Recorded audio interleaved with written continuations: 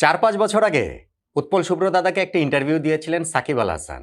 সেখানটাতে সাকিব একটা কথা বলেছিলেন যে, "আমাকে ক্রিকেটে রাখেন। আমি যদি না থাকি তাহলে আপনাদের লাইফটা বোরিং হয়ে যাবে। মিডিয়ার সাকিবকে প্রয়োজন।"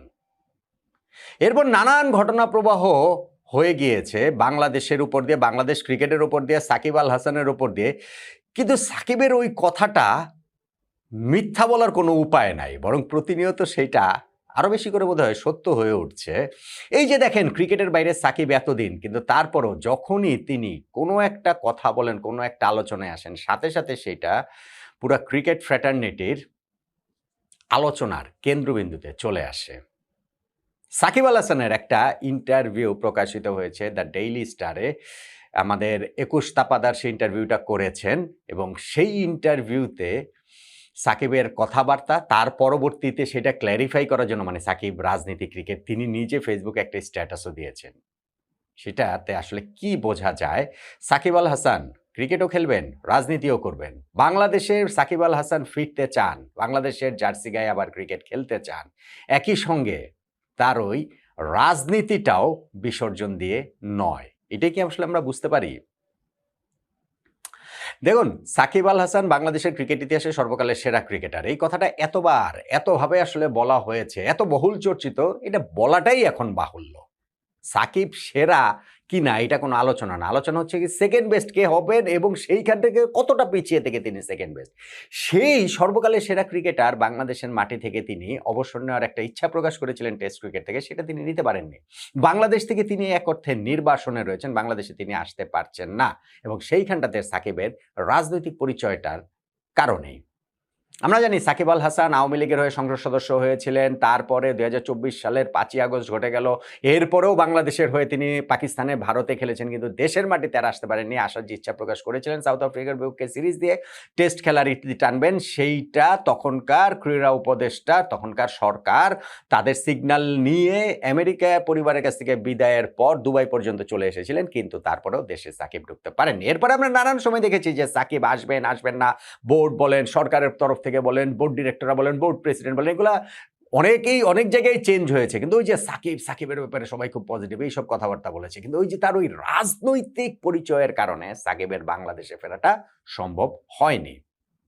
এখন কি সাকিব ফিরবেন? এখন কি সাকিবের সেই ফেরার সম্ভাবনা রয়েছে? ধরেন আমাদের সামনেই যে সিরিজটা রয়েছে নিউজিল্যান্ডের বিপক্ষে, সেইখানে কি সাকিবকে দেখা যাবে?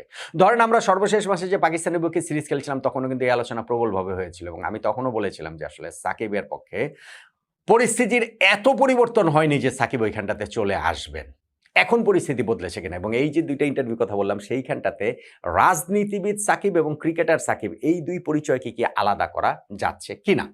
ধরেন সাকিব ডেইলি স্টারের ওই ইন্টারভিউটাতে আমি শুধু এই অংশটাতেই ফোকাস করছি। সেইখানটাতে তাকে প্রশ্ন করেছিল যে না রাজনীতিতে নামলেন, সংসদ সদস্য হয়েও বেশিদিন কাজ করতে পারলেন না, আগামীতে আবার কাজের পরিস্থিতি পাবেন?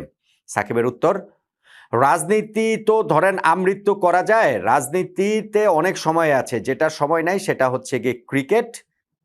এটা আগে ঠিক করার চেষ্টা করছি। আর আপনি যেটা বলছেন যে রাজনীতি, আমি মনে করি রাজনীতি একটি বড় প্ল্যাটফর্ম যেখান থেকে বড় পরিসরে পরিবর্তন আনা যায় যদি আমি মানুষের জন্য কিছু করতে পারি। আর সেটা আমার ভালো লাগে এবং সেই আকাঙ্ক্ষা আমার এখনো আছে, সবসময় থাকবে। পরিস্থিতি সবসময় একরকম থাকে না, পরিবর্তন হয়। আমি আশা করছি ভবিষ্যতে একটি স্বাভাবিক অবস্থা ফিরে আসবে যেখানে সব দল সমান সুযোগ পাবে এবং জনগণই সিদ্ধান্ত নেবে তারা কাকে চায়। আমি আশা করছি ভবিষ্যতে ভালো কিছুই হবে। অর্থাৎ সাকিব এখানে স্পষ্ট যে রাজনীতি আমৃত্যু করা যায়, তিনি সেই রাজনীতিটা করবেন, করতে চান, কিন্তু ক্রিকেট খেলার তো আর খুব বেশি সময় নাই, তার ক্যারিয়ারেরও আর খুব বেশি সময় নাই। অতএব সেই জায়গাটাতে তিনি এখন ফোকাস করতে চান। এবং আরেকটা প্রশ্ন, আন্তর্জাতিক ক্রিকেটের বাইরে আছেন বলে ব্যস্ততা কি আগের চেয়ে কম কিনা, ওই প্রশ্নের উত্তরে তিনি বলছেন, এখন পরিবারকে সময় দেয়া হয় আর কি, পরিবারের সঙ্গে সময় কাটানো এবং ভবিষ্যৎ নিয়ে চিন্তা করার সময় সুযোগ পাচ্ছে এবং সেটাই ইতিবাচক একটা দিক। যেহেতু আমাদের দলের মানে আওয়ামী লীগের কথা তিনি বলছেন, এখানে ব্র্যাকেটে আওয়ামী লীগও লেখা আছে, কার্যক্রম নাই, সেহেতু চেষ্টা করছি ক্রিকেটটা খেলে যাওয়ার জন্য। দলে যখন কার্যক্রম শুরু হবে তখন আমরা করতে পারবো, তখন হয়তো আবার চেষ্টা করব রাজনীতিটা করার। অর্থাৎ সাকিব এইখানে তার রাজনৈতিক দলের প্রতি লয়াল, তিনি কমিটেড, আওয়ামী লীগের প্রতি লয়াল, কমিটেড। যেহেতু আওয়ামী লীগের রাজনৈতিক কার্যক্রম এখন নিষিদ্ধ আছে, সে তিনি রাজনীতি করতে পারছেন না, কিন্তু ক্রিকেটটা যেহেতু খুব বেশি সময় নাই, বাংলাদেশের মাটিতে ফিরে তিনি অবসর নিতে চান। ইন্টারভিউ অন্যান্য জায়গাতেও সেটা রয়েছে। এইটা হচ্ছে গিয়ে সাকিবের কথার জায়গাটা। এখন রাজনীতিবিদ সাকিব, ক্রিকেটার সাকিবকে এখানে আলাদা করা যাচ্ছে না। রাজনীতিবিদ সাকিবকে সাকিব আলাদা করতে চান যে, না ঠিক আছে আমি আগে ক্রিকেটটা খেলে নেই। আমি ক্রিকেট খেলার জন্য তো আমার হাতে খুব বেশি সময় নাই। রাজনীতি করার জন্য তো আমৃত্যু সময়টা রয়েছে। কিন্তু এইটা নিয়ে ব্যাপক একটা আলোচনার জায়গা তৈরি হয়েছে যে, সাকিব আল হাসান কি তাহলে হচ্ছে গিয়ে এই রাজনীতিবিদ সাকিব এবং ক্রিকেটার সাকিবকে তো আলাদা করা গেল না। সাকিব সেইটার প্রেক্ষাপটে আবার তিনি তার নিজের একটা ফেসবুক স্ট্যাটাস দিয়েছেন এবং সেইখানটাতে তিনি বলছেন যে, সম্প্রতি গণমাধ্যমে আমার একটি বক্তব্য বেশ আলোচনা তৈরি করেছে। আমি সবার কাছে বিষয়টি খুব স্পষ্টভাবে তুলে ধরতে চাই। এই মুহূর্তে আমার পুরো মনোযোগ শুধুই ক্রিকেটে। ক্যারিয়ারের এই শেষ পর্যায়ে এসে আমি বাংলাদেশ জাতীয় দলের হয়ে সর্বোচ্চ উজাড় করে খেলতে চাই এবং সুযোগ পেলে দেশকে দারুণ কিছু পারফরম্যান্স উপহার দিতে চাই। একটি দেশের উন্নয়নের জন্য রাজনীতি অত্যন্ত গুরুত্বপূর্ণ। ক্রিকেট ক্যারিয়ারে ইতি টানার পর আমি আবার দেশের উন্নয়নে অবদান রাখতে চাই। তবে সেটা শুধু রাজনীতির মাধ্যমেই হতে হবে তা নয়। রাজনীতি ছাড়াও রাজনীতি ছাড়াও দেশের জন্য কাজ করা সম্ভব। তবে হ্যাঁ, রাজনীতির মাধ্যমে কাজগুলো করা গেলে হয়তো অনেক বেশি সহজ হয়। আমি আশা করি লাল সবুজ জার্সি গায়ে মুখে হাসি নিয়ে আমি আবার আমার ক্রিকেট ক্যারিয়ার শেষ করতে পারবো। এই লক্ষ্যে বাংলাদেশের সকল মানুষের কাছে দোয়া ও ভালোবাসা প্রার্থী। সাকিবের এই দুইটা ইন্টারভিউর যে কথা এবং তিনি যে ফেসবুক স্ট্যাটাস দিয়েছেন একটু কিন্তু পরিবর্তন রয়েছে।